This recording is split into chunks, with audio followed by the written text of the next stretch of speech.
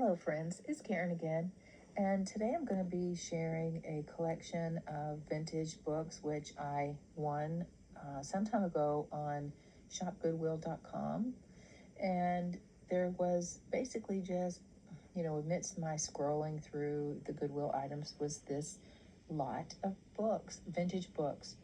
And it was coming close to the end of the auction. There was no bidding whatsoever on this, and it just caught my attention, and I thought, it's worth saving from the dustbin of Goodwill or, the dumpster, what have you. So anyway, it consisted of 3 pieces, 2 ledgers and a book. This is the first one, which is called Wormwood by Carrie. And it has this beautiful drawing. I think it's very beautiful. Someone went to some pretty good trouble to do this. It's got a lot of detail and really some pretty nice talent involved. Sincere and Joy, the College Boy.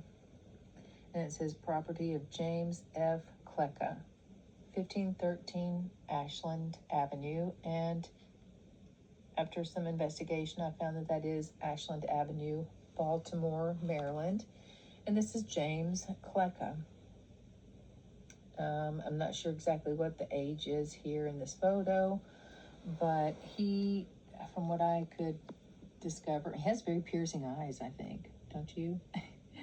Anyway, from what I could ascertain, he was a circuit judge, I think is what you call it. I'm not sure if it was called a circuit during that time.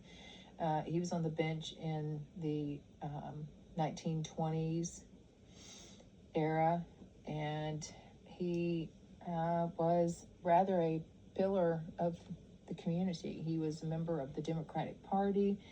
He was a member of the, quote, Odd Fellows. He was a contributor for the Bohemian Society there in Baltimore, Maryland. His family immigrated from the Czech Republic, and his father, August, was a city council member, and many members of his family were marshals and officials of all different kinds.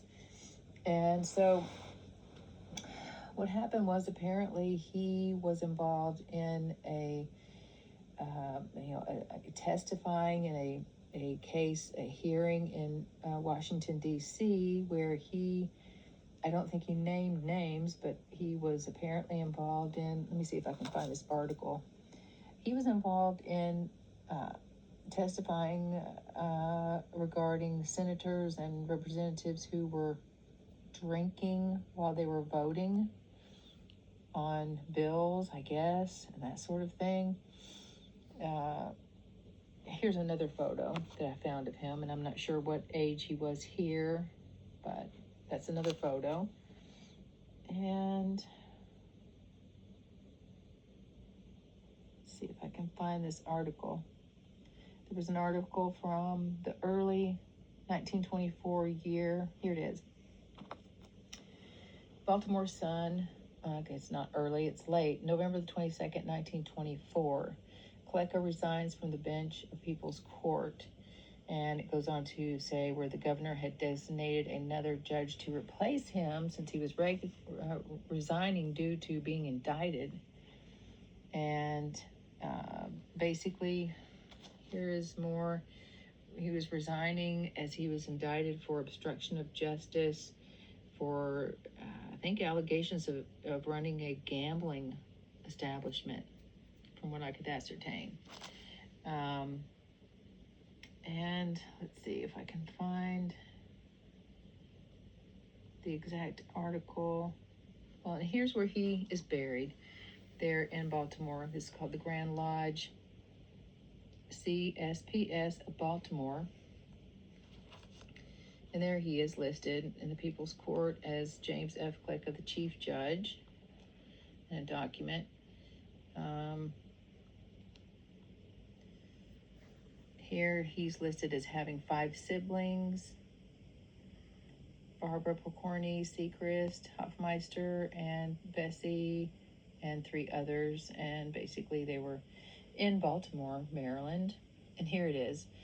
He apparently, and I can't ascertain if this article is saying that he was speaking out against senators and congressmen and representatives who were drinking on, quote, on the job, or if he was in advocation of them. It's hard to make out these older articles. But it's basically, here it is, April the 20th. 4 senators and 10 representatives were charged with not voting as they drank in testimony given today before the House Judiciary Committee by Judge James F. Klecka of Baltimore City's People Court, who advocated modification of the Volstead Act to permit sale of 2.75% beer. Okay, so I guess he was an advocate for drinking. Under an avalanche of questions, the witness declined to give any names, and his testimony was therefore stricken from the record, but not before he had stated in reply to a question that he himself had spent large sums of money in Washington entertaining members of Congress, diplomats, and others. He explained that he was a good sport and as well as a judge. This phase of the examination was not developed in detail. He asserted that some of the driest members of Congress relished their liquor, and that before the recent investigation started in Washington, drinks could be obtained in both the Senate and House office buildings. He said he'd been out on numerous hunting trips and parties with members of Congress, and that his information was firsthand. So, that's quite a story there. And then for him to be indicted, this was April, and then he was indicted in November. So that's very interesting. And here is, found a headstone of his father, August Klecka. And here is his headstone here. So I think that's very interesting. And this was apparently a Klecka chapel. Maybe that was around the Bohemian Cemetery grounds. Not sure, but they're apparently a very, very prominent family there. Here his ancestors in 1914 had a Star-Spangled Banner Centennial celebration in Baltimore and apparently they handmade this large flag, and I think this was outside of the Odd Fellows building where the Democrats held their meetings and whatnot. So it's very, very interesting. And I have tried to reach out to, I have reached out to the cemetery. I've reached out to the University of Maryland, where they have a repository of some of the Klecka family photos from Czech socials and businesses and things in Baltimore for people to reference, and maybe part of a history. They would want this book, and I haven't heard anything back. They didn't seem too interested, but I guess maybe since he went to jail, and I'm not sure if maybe he died in prison, I don't know. But anyway, here's the next 2 ledgers that I won the bid on, and they're from 1940 and 1941. And at first glance, I did not know what in the world this was. It's basically just names, their addresses, and it looks like $1 or $2 listed by each name. And it goes through basically all of them. All the pages are just primarily the same, with what I'm guessing are, fellow Czech immigrants, according to just what I can make out of, the names. And then we come to 1941, and 1941 has quite a lot of information, lots and lots and lots of expense sheets from a Dr. Joseph Porkorny. And let's see, here we are.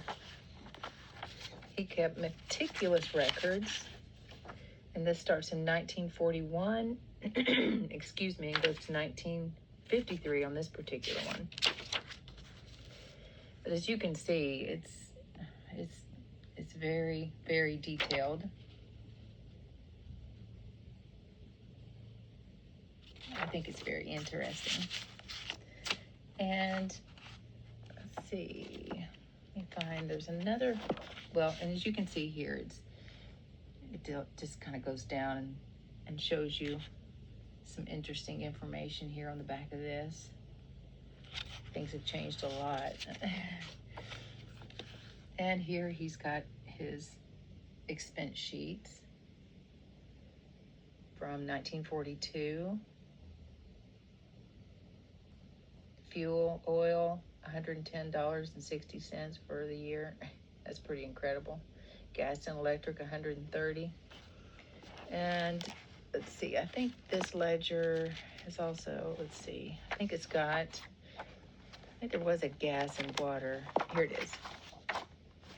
This is not gas and water, this is the Consolidated Gas, Electric, and Power Company of Baltimore.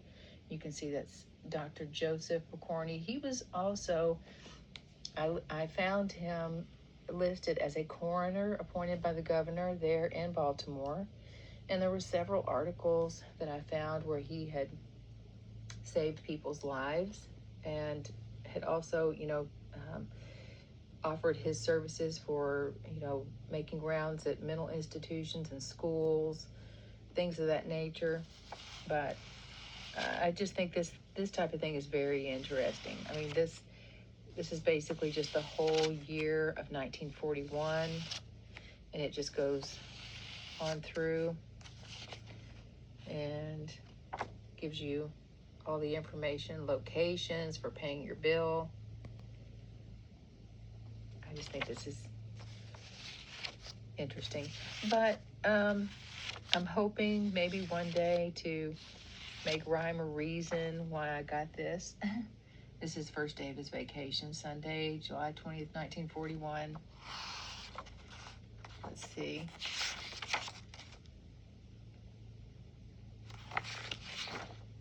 Well, it looks like he had maybe a little something going on the next couple of days. A lighter load, definitely, but he still saw some patients, maybe.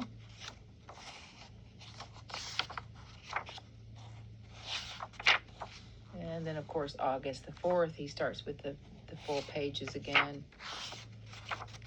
But anyway, as I say, I'm hoping maybe someday to find descendants of Dr. Porkorny or of James F. Klecka, and hopefully be able to give them a little something that they might find interesting. I find it very interesting. And here is, it says Joseph and Carrie Porkorny. And I'm not sure, okay, that's the IRS. That's from the Department of Revenue Service. So he definitely took care of his taxes, it looks like, anyway. So I thought these would be fun to share. 1940, 1941, and then this wormwood. So I'm not sure the year of this. Well, there it's got the biblical verse regarding wormwood. And the name of the star is called Wormwood, and the third part of the waters became wormwood, and many men died of the waters because they were made bitter.